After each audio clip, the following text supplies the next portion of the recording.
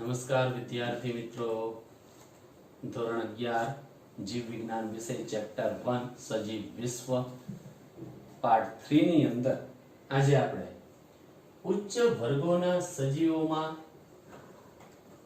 જીવનની વિલક્ષણ ઘટનાઓ અને તેમના દેહની આંતરક્રિયાઓને લીધે શક્ય બને છે એ પ્રશ્નની વાત કરવાની. પણ એ પહેલા ઉચ્ચ વર્ગોના સજીવોમાં જીવનની વિલક્ષણ ઘટનાઓ તેમના દેહની આંતરક્રિયાને લીધે શક્ય બનતી હોય તો એ કઈ રીતે, પહેલા તો આખું સજીવોમાં સંગઠન સ્તર જે છે ઉચ્ચ કક્ષાના એ કઈ રીતે બને એની વાત કરી દઈએ. તો સૌપ્રથમ ઉપપરમાણિક કણો ભેગા થઈને પરમાણુ બને, પરમાણુમાંથી અણુ, અણુમાંથી મહાઅણુ, મહાઅણુમાંથી અંગિકા, અંગિકામાંથી કોષ, કોષ બને, કોષમાંથી પેશી બને, પેશીમાંથી અંગો બનશે, અંગોમાંથી અંગતંત્ર બને, અંગતંત્રમાંથી સજીવ બનશે.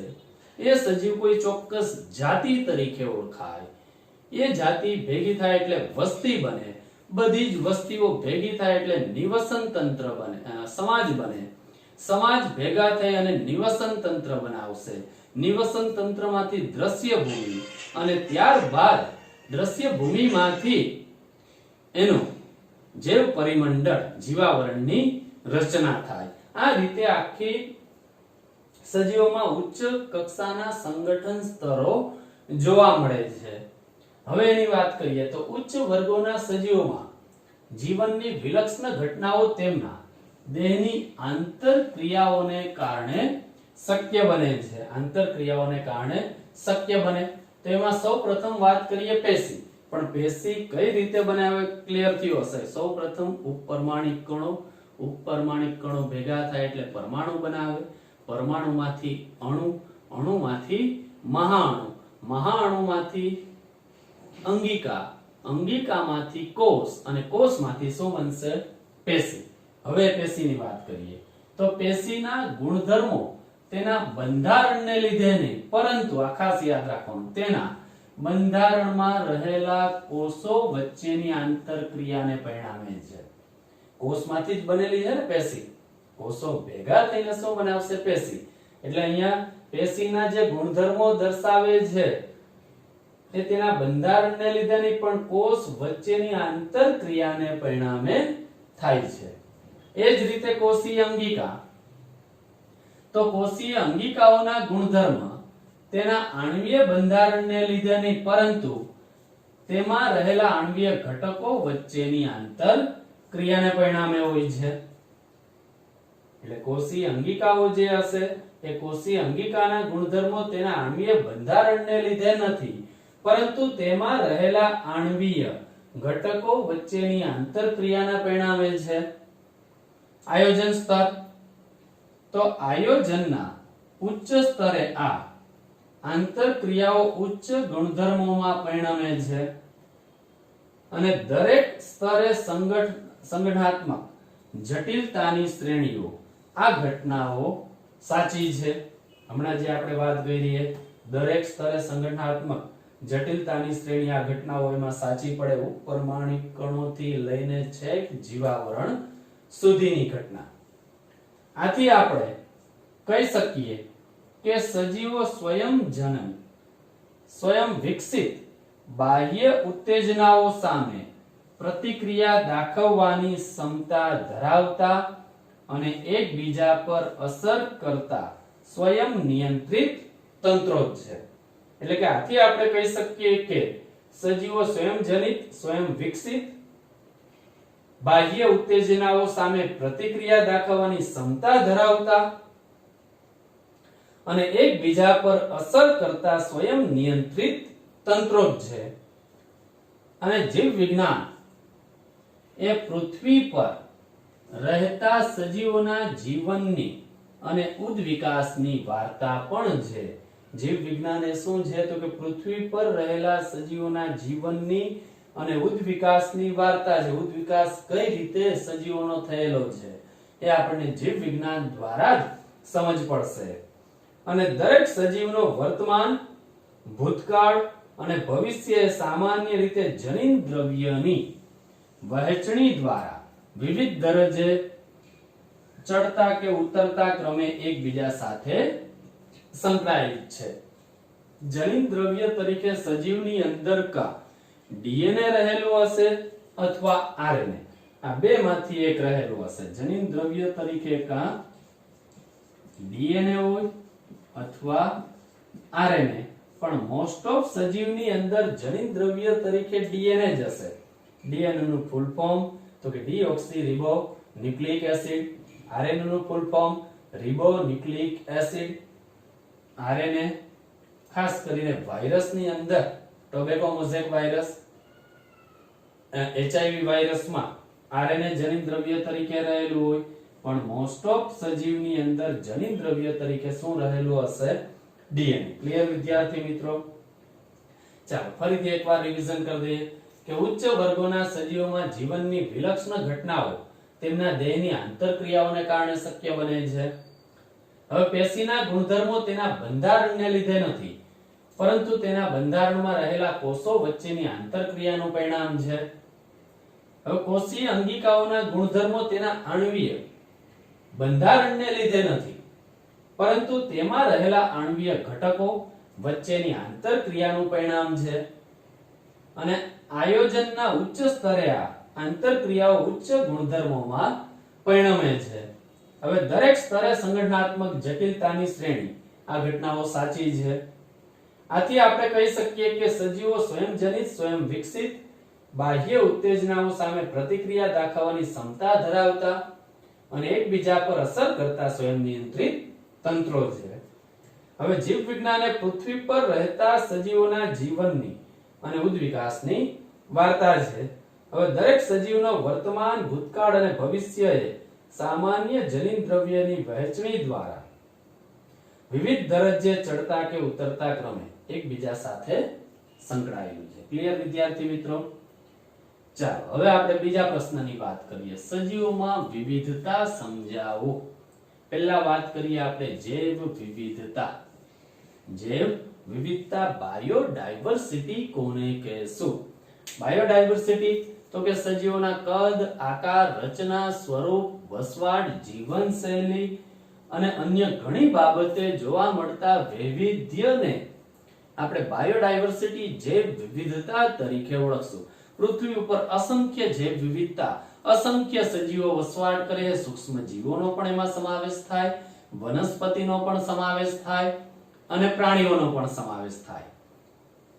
એટલે કે સજીવોના કદ, આકાર, રચના, જીવનશૈલી અને અન્ય ઘણી બાબતે તેઓ વૈવિધ્ય ધરાવે છે, જેને આપણે કહેશું બાયોડાયવર્સિટી જૈવ વિવિધતા. એડવર્ડ વિલ્સન નામના વૈજ્ઞાનિકે જૈવ વિવિધતા શબ્દ સમજાવેલો છે. જૈવ એટલે બાયો, વિવિધતા એટલે ડાયવર્સિટી. ગ્રીક ભાષાના શબ્દ ઉપરથી આ શબ્દ બાયોડાયવર્સિટી આવેલો છે. જૈવ વિવિધતા શબ્દ આપનાર વૈજ્ઞાનિક તો કે એડવર્ડ વિલ્સન. હવે આપણી આસપાસ છોડ એટલે કે વનસ્પતિઓ, કીટકો, પક્ષી, પાલતુ પ્રાણીઓ કે અન્ય પ્રાણીઓ અને વનસ્પતિઓ જેવી સજીવોની ઘણી જાતિઓ જોવા મળે છે. અસંખ્ય જાતિઓ જોવા મળે છે. એવા ઘણા સજીવો છે જેને નરી આંખે જોઈ શકતા નથી. આપણે અસંખ્ય સૂક્ષ્મ જીવો પૃથ્વી ઉપર વસવાટ કરે છે જેને આપણે નરી આંખે જોઈ શકતા નથી. કેટલીક લીલ, વોલ્વોક્સ, બેક્ટેરિયા, સાયનોબેક્ટેરિયા, નીલહરિત લીલ, કેટલાક બેક્ટેરિયા, કેટલીક ફૂગ, ઈસ્ટ, વાયરસ જે આપણને નરી આંખે આપણે જોઈ ન શકીએ તો આપણે એને સૂક્ષ્મ જીવ તરીકે ઓળખીએ છીએ. એટલે કે એવા ઘણા સજીવો છે જેને આપણે નરી આંખે જોઈ શકતા નથી. હવે અવલોકન માટે ક્ષેત્ર વિસ્તાર એટલે ફિલ્ડ વર્ક વધારતા સજીવોના વ્યાપ અને વિવિધતામાં આપણે વધારો જોવા મળે છે. અવલોકન માટે ક્ષેત્ર વિસ્તાર વધારતા સજીવોના વ્યાપ અને વિવિધતામાં આપણે વધારો કરતા જશું. જેમ જેમ ફિલ્ડ વર્ક વધારશું તેમ તેમ આપણને જે વિવિધતાનો બહોળો અનુભવ થશે, ઓળખતા થશું. એ સજીવોને. હવે ફિલ્ડ વર્ક અલગ અલગ જગ્યાનું હોઈ શકે. જંગલ વિસ્તાર લેશું તો ત્યાં વનસ્પતિ, પ્રાણી, સૂક્ષ્મ જીવ બધાનું અવલોકન થઈ શકે. દરિયો લેશું, દરિયાનો આસપાસનો વિસ્તાર, તો એની અંદર વસવાટ કરતા સજીવો, લીલ પ્રાણીઓનું અવલોકન કરી શકીએ. ફિલ્ડ વર્ક તરીકે, ક્ષેત્ર વિસ્તાર તરીકે કોઈ પણ તમે પસંદ કરી શકો અને ત્યાં તમે સજીવોનું અવલોકન પણ કરી શકો, એને ઓળખી શકો. એ વનસ્પતિ છે, પ્રાણી છે કે સૂક્ષ્મજીવ, આ ત્રણ તો પહેલા આપણને ખબર પડી જશે. પછી આપણે જેમ જેમ આગળ વર્ગીકરણ કરશું તેમ એના લક્ષણો આધારિત એને ઓળખશું. પણ સૌપ્રથમ કોઈને પણ જોઈને, જો એ છોડ હોય તો આપણે કહી શકીએ કે વનસ્પતિ જ છે, પ્રાણી હશે તો એ પ્રાણીમાં, અથવા સૂક્ષ્મજીવ હશે, નરી આંખે નહીં જોઈ શકતા હોય તો એ સૂક્ષ્મજીવ તરીકે આપણે એને વર્ગીકરણ કરી શકીએ. હવે આગળ જતા, જો તમે જંગલની મુલાકાત લીધી હશે, જંગલની મુલાકાત આપણે લેશું તો તેમાં તમને વધુ સારી સંખ્યામાં સજીવો જોવા મળ્યા હશે. જંગલની અંદર સૂક્ષ્મ વનસ્પતિ પણ હશે, સૂક્ષ્મ પ્રાણી પણ, મોટા કદની વનસ્પતિ પણ, મોટા કદના પ્રાણી પણ. પાણી પણ વહેતું હશે ત્યાં જંગલની અંદર, એટલે લીલ પણ અવલોકન થશે. દ્વિઅંગી વનસ્પતિ પણ હોય, ત્રિઅંગી પણ હોય, એટલે બધું જ ત્યાં આપણને સારી રીતે સજીવોનું અવલોકન કરી શકીએ, ઓળખી શકીએ. એટલે કે જો તમે જંગલની મુલાકાત લીધી હશે તો તેમાં તમને વધુ સારી સંખ્યાના સજીવો એમાં જોવા મળશે. હવે તમે જોયેલી જુદા જુદા પ્રકારની દરેક વનસ્પતિ, પ્રાણી કે સજીવ જાતિ સ્વરૂપે ત્યાં રજૂ થશે. ત્યાં માત્ર જાતિ સ્વરૂપે આપણે એને વનસ્પતિ જાતિ, પ્રાણી જાતિ સ્વરૂપે આપણે શરૂઆતમાં હજી વર્ગીકરણ કરશું, પછી એ ખબર પડશે. પણ પહેલા તો આપણે એને જાતિ સ્વરૂપે ઉલ્લેખી શકીએ કે આ વનસ્પતિ જાતિ છે, આ પ્રાણી જાતિ, આ સૂક્ષ્મજીવની જાતિ. હવે ખાસ હાલના તબક્કે વિશ્વમાં ઓળખાયેલી જાતિઓ કેટલી છે? તો કે 1.7 થી 1.8 મિલિયન જાતિઓ ઓળખાયેલી છે. એટલે કે 17 લાખ થી 18 લાખ જાતિઓના વૈજ્ઞાનિક નામ આપણે આપી દીધેલા છે. 17 લાખ થી 18 લાખ વૈજ્ઞાનિક નામો વૈજ્ઞાનિકોએ શોધી દીધેલા છે, સજીવોના નામકરણ થઈ ગયેલા છે. આપણું વૈજ્ઞાનિક નામ માનવનું ખબર છે વિદ્યાર્થી મિત્રો? ભણી ગયેલા છો આગળ 9મા ધોરણની અંદર. હોમો સેપિયન્સ સેપિયન્સ માનવનું વૈજ્ઞાનિક નામ, મકાઈનું વૈજ્ઞાનિક નામ તમે જાતિ નું ભણી ગયેલા છો, યાદ કરો, જીયા મેઝ. તો આવા આપણે 17 લાખ થી 18 લાખ જાતિઓનું વર્ગીકરણ કરી દીધેલું છે. એટલે હાલના તબક્કે વિશ્વમાં 1.7 થી 1.8 મિલિયન જેટલી જાતિઓની સંખ્યા ઓળખાયેલી છે અને વર્ણન કરેલું છે. હવે આપણે કેટલી ઓળખીએ એમાંથી વિદ્યાર્થી મિત્રો? જાતિઓ 50 કે 100 વધુમાં વધુ. એ ખાલી જાતિ સ્વરૂપે, નામ સ્વરૂપે. એના વૈજ્ઞાનિક નામ તો આપણે જેટલા ભણેલા હશો એટલા જ ખબર હશે, બરાબર? એટલે 17 લાખ થી 18 લાખ જાતિઓ વૈજ્ઞાનિકોએ ઓળખી દીધેલી છે. જે સંદર્ભે પૃથ્વી પર રહેલા સજીવોની સંખ્યા અને પ્રકારો એ જે વિવિધતાનું નિર્દેશન કરે છે. જે સંદર્ભે પૃથ્વી પર રહેલા સજીવોની સંખ્યા અને પ્રકારોએ જે વિવિધતાનું નિર્દેશન કરે છે. અહીંયા 17 લાખ થી 18 લાખ જાતિઓ જે ઓળખાયેલી છે એમાંથી સૌથી વધારે ઓળખાયેલી જાતિઓ કીટક છે, સંધિપાત સમુદાય. સૌથી વધુ સંખ્યા ધરાવતો સમુદાય કોઈ હોય પ્રાણીઓની અંદર તો એ સંધિપાત સમુદાય. સંધિપાત સમુદાયની અંદર સૌથી વધુ તો કે કીટક વર્ગ, વંદો, મધમાખી, મચ્છર, તો એ કીટક વર્ગની અંદર સમાવેશ છે. તો એ સૌથી વધુ પ્રાણીઓની અંદર સંખ્યા ધરાવતું સમુદાય છે કીટક વર્ગ સમુદાય સંધિપાત. એટલે હાલના તબક્કે કેટલી આ ખાસ એમસીક્યુ યાદ રાખવાનું, 1.7 થી 1.8 મિલિયન જેટલી જાતિઓની સંખ્યા ઓળખાયેલી છે, એનું વર્ણન કરેલું છે. જે સંદર્ભે પૃથ્વી પર રહેલા સજીવોની સંખ્યા અને પ્રકારોએ જે વિવિધતાનું નિર્દેશન કરે છે. જેમ જેમ આપણે ક્ષેત્ર અવલોકનનો વિસ્તાર વધારતા જઈએ, જેમ જેમ આપણે વધુ ને વધુ વિસ્તારોમાં અવલોકન કરશું, ફરશું, એટલે ત્યાં સતત નિરીક્ષણ કરતા રહીએ, તેમ તેમ નવા નવા વધુ ને વધુ પ્રમાણમાં સજીવોની અનેકવિધ જાતિઓ તાદસ્ય રીતે ઓળખાય ત્યાં જોવા મળશે આપણને. બરાબર. જેમ જેમ આપણે ક્ષેત્ર અવલોકનનો વિસ્તાર વધારતા જઈએ, તેમ તેમ સતત નિરીક્ષણ કરતા જશું, તેમ તેમ વધુ ને વધુ પ્રમાણમાં નવા સજીવો અનેકવિધ જાતિઓ તાદસ્ય રીતે ત્યાં ઓળખાતી જશે. અહીંયા સુધી આ થિયરી લખવાની. આપણે સજીવોમાં વિવિધતા સમજાવો. બાયોડાયવર્સિટીની વ્યાખ્યા પહેલા તો કે સજીવોના કદ, આકાર, રચના, સ્વરૂપ, જીવનશૈલી અને વસવાટમાં રહેલા વૈવિધ્યને આપણે શું કહેશું? જે વિવિધતા અથવા બાયોડાયવર્સિટી.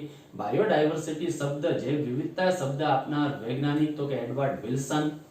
જે વિવિધતા શબ્દ ગ્રીક ભાષાનો છે. ગ્રીક ભાષાના બે શબ્દો બાયો અને ડાયવર્સિટી ઉપરથી એ બાયોડાયવર્સિટી બનેલું છે. આપણી આસપાસ અસંખ્ય છોડ, કીટકો, પ્રાણીઓ, પક્ષી, પાલતુ પ્રાણીઓ, અન્ય પ્રાણીઓ વસવાટ કરે છે. વનસ્પતિ, જે સજીવો ઘણી જાતિ જોવા મળે, એ જાતિ સ્વરૂપે ત્યાં આપણે એનો ઉલ્લેખ કરીએ છીએ. એવા ઘણા સજીવો છે જેને નરી આંખે આપણે જોઈ શકતા નથી, તો આપણે એને સૂક્ષ્મજીવ તરીકે ઓળખીએ છીએ. અવલોકન માટે ક્ષેત્ર વિસ્તાર જેમ જેમ આપણે વધારતા જઈએ, સજીવોનો વ્યાપ અને વિવિધતા વધારતા વધુ સંખ્યામાં જાતિઓ ત્યાં જોવા મળશે. જો તમે આપણે જંગલની મુલાકાત લીધી હશે તો તમને વધુ સારી સંખ્યામાં ત્યાં સજીવો જોવા મળે છે. અને તમે જોયેલી જુદા જુદા પ્રકારની વનસ્પતિ, પ્રાણી કે સજીવ જાતિ સ્વરૂપે ત્યાં રજૂ થાય છે. હાલના તબક્કે વિશ્વમાં ઓળખાયેલી જાતિ તો કે 17 લાખ થી 18 લાખ અથવા ત્યાં આવશે 1.7 થી 1.8 મિલિયન જાતિઓ ઓળખાયેલી છે. એનું વૈજ્ઞાનિક નામ આપેલું છે અને એનું વર્ણન પણ કરેલું છે. બે વૈજ્ઞાનિક નામની આપણે વાત કરી ગયા. માનવનું તો કે હોમો સેપિયન્સ સેપિયન્સ, અને બીજું મકાઈનું તો કે ઝિયા મેઝ. ક્લિયર વિદ્યાર્થી મિત્રો? જે સંદર્ભે પૃથ્વી પર રહેલા સજીવોની સંખ્યા અને પ્રકારોએ જે વિવિધતાનું નિર્દેશન કરે છે. જેમ જેમ આપણે ક્ષેત્ર અવલોકન વિસ્તાર વધારતા જઈએ અને સતત નિરીક્ષણ કરતા રહીએ, તેમ તેમ નવા વધુ ને વધુ પ્રમાણમાં સજીવોની અનેકવિધ જાતિઓ આપણને જોવા મળશે. ક્લિયર વિદ્યાર્થી મિત્રો? આ બે થિયરી ઝડપથી આનો સ્ક્રીનશોટ લઈ લેજો.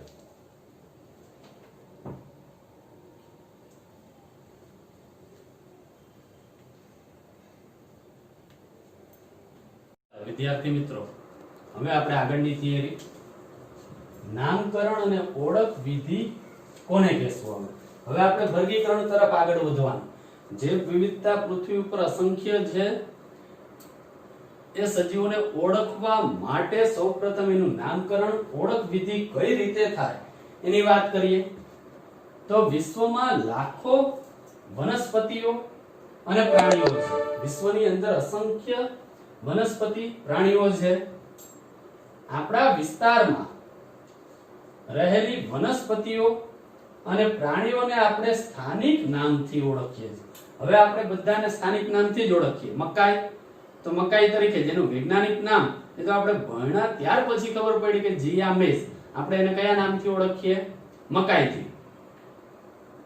એ એક એક્ઝામ્પલ આપું. ડુંગળી, તો ડુંગળી અલગ અલગ વિસ્તારની અંદર અલગ અલગ નામથી ઓળખાય. હિન્દીમાં એને આપણે પ્યાસ કહેશું, ગુજરાતીમાં આપણે એને ડુંગળી કહીએ છીએ, અંગ્રેજીમાં ઓનિયન. એ જ રીતે અલગ અલગ વેંગ્યમ, તમિલનાડુની અંદર વેંગ્યમ તરીકે ઓળખાય, ત્યાં ડુંગળી તરીકેની, એટલે કે સ્થાનિક નામથી ઓળખાય. ડુંગળીનું વૈજ્ઞાનિક નામ તો કે એલિયમ સેપા.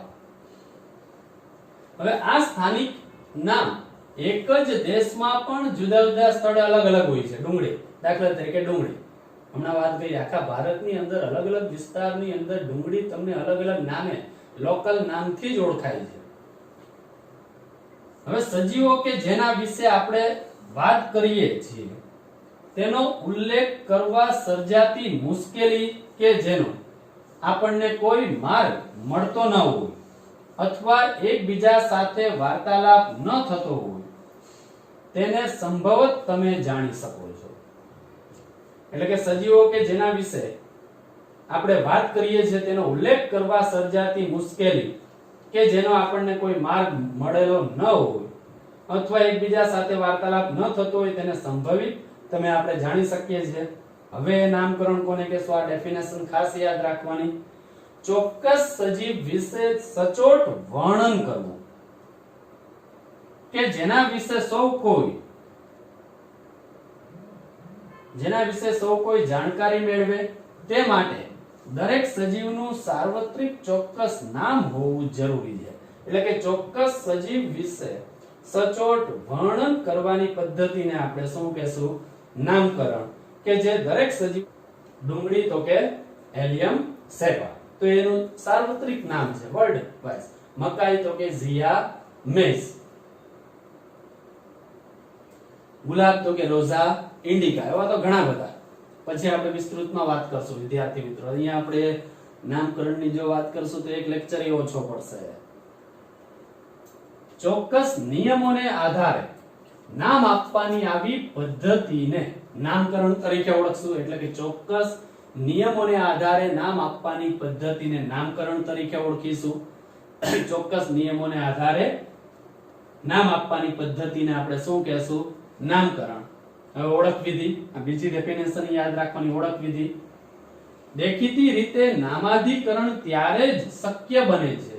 દેખીતી રીતે નામાધિકરણ ત્યારે જ શક્ય બને છે કે જ્યારે તેનું સચોટ વર્ણન કરેલું હોય અને આપણે જાણતા હોઈએ કે તે નામ સાથે કયો સજીવ સંકળાયેલો છે. તેને ઓળખ વિધિ કહે છે. એટલે આ બે ડેફિનેશન અહીંયા આ થિયરીની અંદર ખાસ અગત્યની છે. એ બે ડેફિનેશન મોડે કરવાની છે વિદ્યાર્થી મિત્રો. પહેલા તો નામકરણ કોને કહેશું? નામાધિકરણ. તો કે ચોક્કસ નિયમોને આધારે નામ આપવાની પદ્ધતિને નામકરણ કહે છે. ત્યાર પછી ઓળખ વિધિ કોને કહેશું? તો દેખીતી રીતે નામાધિકરણ ત્યારે જ શક્ય બને છે કે જ્યારે તેનું સચોટ વર્ણન કરેલું હોય. સચોટ વર્ણન કરેલું હોય અને આપણે જાણતા હોઈએ કે તે નામ સાથે કયો સજીવ સંકળાયેલો છે. તેને ઓળખ વિધિ કહે છે. ક્લિયર વિદ્યાર્થી મિત્રો આ થિયરીમાં? ચાલો ત્યાર પછી એક શોર્ટ થિયરી લઈ લઈએ. આપણું શરૂઆતનું વર્ગીકરણ કેવું હતું? હવે વર્ગીકરણ કોઈ નવી બાબત નથી. આપણા માટે વર્ગીકરણ કરવું એ કોઈ નવી બાબત નથી. ખાસ કરીને પોતાના ઉપયોગ માટે મનુષ્ય જાત હંમેશા વિવિધ પ્રકારના સજીવો વિશે જાણવામાં વધુ ને વધુ રસ દાખવે છે. શરૂઆતના દિવસોમાં માનવી તેની પાયાની જરૂરિયાત જેમ કે ખોરાક, પહેરવા માટે કપડા, ઓઢવા અને આશ્રય વસવાટના સ્ત્રોત શોધતો હતો. ત્યારે આપણું વર્ગીકરણ માત્ર જરૂરિયાત પૂરતું હતું, લિમિટેડ હતું. રોટી, કપડા ઓર મકાનનું. જેથી શરૂઆતનું વર્ગીકરણ વિવિધ સજીવોની ઉપયોગિતા આધારિત હતું. વર્ગીકરણ કરવું એ આપણા માટે કોઈ નવી બાબત નથી. કબાટની અંદર આપણે કપડા ગોઠવીએ, અલગ અલગ જ હોય, પેન્ટ શર્ટ બધી વસ્તુ અલગ જ હશે. એ જ રીતે રસોડાની અંદર, કિચનની અંદર પણ થાળી, વાટકા, ગ્લાસ, ચમચી આ બધી વસ્તુ અલગ જ હોય. તો એ વર્ગીકરણ જ છે. એટલે વર્ગીકરણ કોઈ નવી બાબત નથી આપણા માટે. અહીંયા આપણે કોનું વર્ગીકરણ કરીએ છીએ? સજીવો. શરૂઆતનું વર્ગીકરણ કેવું હતું? તો કે ખોરાક, કપડા અને મકાન એટલે વસવાટ માટેનું જ હતું. જે આપણી શરૂઆતની જરૂરિયાતો હતી એને આધારિત હતું.